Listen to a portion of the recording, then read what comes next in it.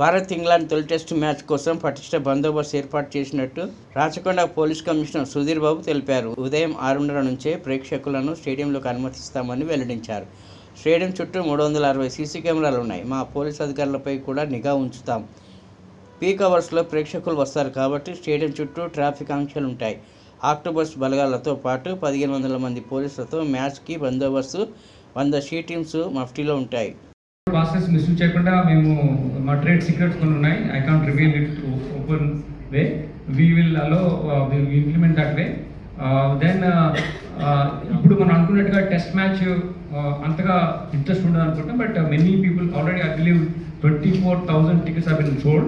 The capacity of the stadium is 39,600. Already 24,000 tickets వెళ్ళిపోయాయి. School పిల్లలు వస్తున్నారు చాలా మట్టుకి. ఒక్కొక్క రోజు ఒక్కొక్క స్కూల్కు ఇస్తున్నారు కాబట్టి I wish the match goes on till 5th day, but I don't know whether these days just matches have become like one days or whatever it is. So we wish it goes till 5th day, and we will be ready to continue our effort. We have got our mounted police also. We మన has మీద కూడా area తిరుగుతూ regulate చేయడం జరుగుతుంది. We request press friends also be with us, most of your sports persons also. So have the sporting spirit. If anything wrong happens from our side, please be on our side. Thank you. Regarding Different parking places, gate 1 entries will be for players and VIPs, and other places which we got gate number 5 and 6 people come, they will be parking nearby western side and northern entry side.